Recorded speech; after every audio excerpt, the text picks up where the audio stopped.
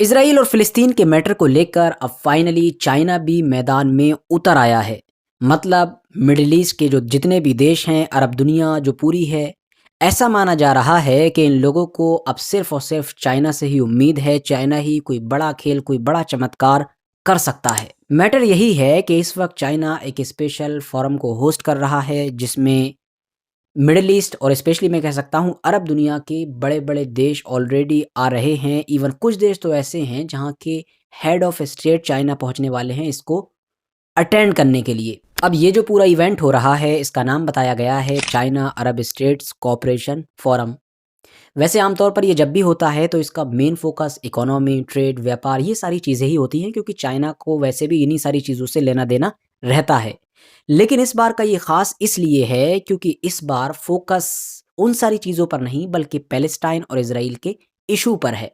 क्योंकि चाइना की जो गतिविधियाँ देखी गई हैं पिछले कुछ दिनों में, पिछले 1 डेढ़ 2 महीनों में, या जितने भी अरब देशों के लीडर्स हैं, इनके डिप्लोमेट्स हैं, लगातार जिस तरह से चाइना के टच में आ रहे थे, चाइना की तरफ के भी जितने लोग थे, वो इन सब के टच में आ रहे थे। उससे ये उम्मीदें लगाई जा रही हैं कि चाइना शायद कोई बड़ा खेल कर रहा है अंदर ही अंदर, या अरब देश भी जो अमेरिका से अब मुँह मोड़ चुके हैं, वो चाइना से उम्मीद करके उसकी तरफ हाथ बढ़ा रहे हैं। वैसे यहाँ पर मैं आपको बता दूँ कि चाइना को जो इतनी तवज्जो दी जा रही है और चाइना से जो इतनी ज़्यादा उम्मीद की जा रही है कि भई शायद यही अब स्टेट बची है जो इस मैटर को सॉल्व कर सकती है, उसके पीछे 3 बड़ी वजह हैं। पहली वजह ये है कि जितने भी यूएन की ऑर्गनाइज़ेशंस हैं, इंटरनेशनल संस्थाएँ हैं, जिनको किसी दौर में बनाया गया था दुनिया के झगड़ों, कॉन्फ्लिक्ट्स वगैरह को सॉल्व करने के लिए, वो सारी ही फ़ेल हो चुकी हैं। सारी फ़ेल हो गई हैं।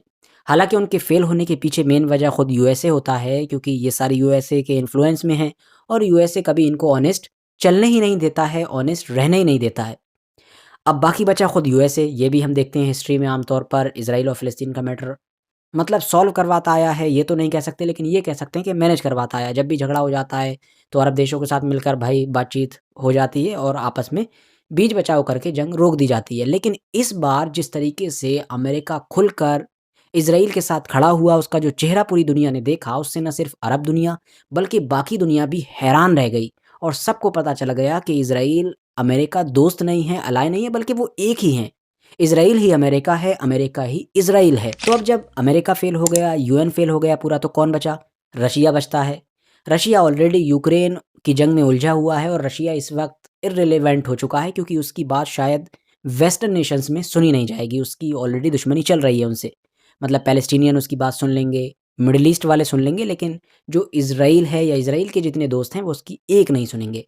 तो आखिर में बचा अब चाइना, जो बड़ी ताकत है हर मामले में इन 2 देशों के अलावा। तो अब चाइना का खुद जो ट्रैक रिकॉर्ड है वो भी आप देखेंगे, तो वो इस चीज़ को साबित कर रहा है कि चाइना ये कर सकता है। ट्रैक रिकॉर्ड मैं इसलिए कह रहा हूँ, और ट्रैक रिकॉर्ड ही दूसरी वजह है जो मैंने आपको बताया ना शुरू में कि 3 वजह हैं जिनकी वजह से चाइना से उम्मीद की जा रही है, तो दूसरी वजह चाइना का ट्रैक रिकॉर्ड है। ट्रैक रिकॉर्ड ये है कि आप देखेंगे पिछले कुछ वक़्त से चाइना ने अपना जो मीडिएटर का रोल है उस पर बहुत ज़्यादा फ़ोकस किया है और इसको इम्प्रूव किया है, अपने आप को साबित किया है इस फ़ील्ड में। सबसे पहले उसने ईरान और अरब जो सऊदी अरबिया है, उसकी दोस्ती करवाई, और ये दोस्ती ऐसी थी कि पूरी दुनिया हैरान होकर रह गई। एक चमत्कार माना जा रहा था, मतलब एक नामुमकिन को मुमकिन करके दिखाया।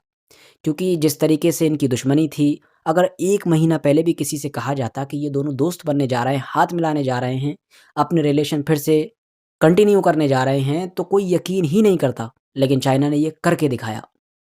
अब दूसरा क्या मैटर हुआ? इस कामयाबी के बाद एक दूसरी कामयाबी आप देखेंगे रशिया और यूक्रेन वॉर में भी, हालाँकि पूरी तरीके से सॉल्व नहीं हुआ वो मैटर। लेकिन जो कुछ भी अभी तक हुआ रशिया यूक्रेन के इस पूरे दौर में, तो जितना भी कुछ हुआ वो शायद चाइना और टर्की जैसे देशों की वजह से हुआ।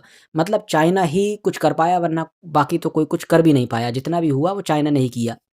इसके अलावा अब तीसरी जो बड़ी कामयाबी देखने को मिली चाइना की इस मतलब समझौते वाली पूरे ट्रैक रिकॉर्ड में, वो अभी जल्दी में देखने को मिली थी।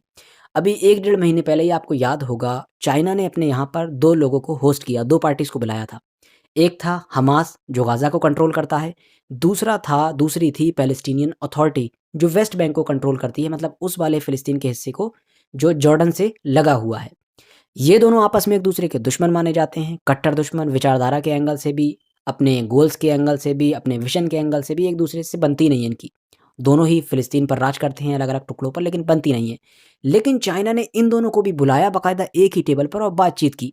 अब बातचीत इन दोनों के बीच क्या हुई होगी, चाइना ने इनको क्या पट्टी पढ़ाई, क्या समझाया, वो तो अभी तक नहीं पता किसी को, लेकिन फ़िलहाल बुलाया तो ज़ाहिर है कुछ ना कुछ तो हुआ होगा। मतलब हाथी मिलवाने की कोशिश की गई होगी चाइना की तरफ से। तो 3 कामयाबियाँ तो मैंने आपको गिना ही दी। पहली सऊदी अरबिया और ईरान के बीच दोस्ती, दूसरी यूक्रेन और रशिया के बीच काफ़ी हद तक मैनेज करवाया गया, तीसरा अभी हमास और पैलेस्टीनियन अथॉरिटी को एक टेबल पर बैठाया गया। तो अब फाइनली चाइना की नज़र है इज़राइल और फ़िलिस्तीन के इस मैटर को कंप्लीटली सॉल्व करवाने के ऊपर। इसके अलावा चाइना एक चीज़ में और आगे नज़र आता है, जो इसे इस फ़ील्ड का और बड़ा खिलाड़ी बनाती है, या जो चीज़ ये साबित करती है कि शायद चाइना ये काम कर सकता है।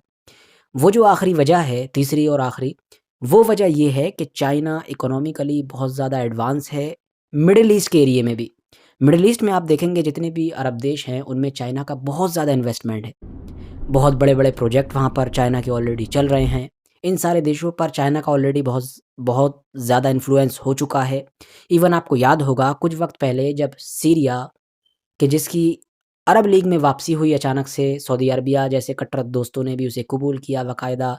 बशर अल असद और प्रिंस मोहम्मद बिन सलमान वगैरह सब मिले, यूएई वगैरह से भी हाथ मिल गया। तो ये जो सीरिया को एक बार फिर से अरब नेशंस के साथ जोड़ा गया और उसको अरब लीग में जगह दी गई, फिर से अपने प्लेटफ़ॉर्म पर उसको जगह दी गई, उसके पीछे भी कहीं न कहीं चाइना का ही हाथ था। तो इस चीज़ से भी आप लोग अंदाज़ा लगा सकते हैं कि चाइना का मिडल ईस्ट में और अरब दुनिया पर किस तरह का इन्फ्लुएंस ऑलरेडी कायम हो चुका है। मगर यहाँ पर एक प्रॉब्लम ज़रूर क्रिएट होगी। वो प्रॉब्लम ये होगी कि मिडल ईस्ट और अरब दुनिया पर भले ही चाइना का बहुत सारा असर हो, दबदबा हो, इन्फ्लुएंस हो, लेकिन इज़राइल के ऊपर नहीं है। इज़राइल तो ऑलरेडी यूएसए का अलाय नहीं, बल्कि आप कह सकते हैं उसकी कॉलोनी है, वो दोनों एक ही चीज़ें हैं। तो इसी वजह से उसके ऊपर उसकी नहीं चलती है चाइना की। तो मुश्किल ये होगी कि अगर चाइना मीडिएटर का किरदार अदा करता है, तो फ़िलिस्तीनी लोग तो उसकी सुनेंगे, मिडल ईस्ट उसकी सुनेगा, बाकी दुनिया भी शायद उसकी सुनेगी, लेकिन अमेरिका और इज़राइल उसकी बहुत मुश्किल से ही सुनेंगे या फिर सुना करेंगे।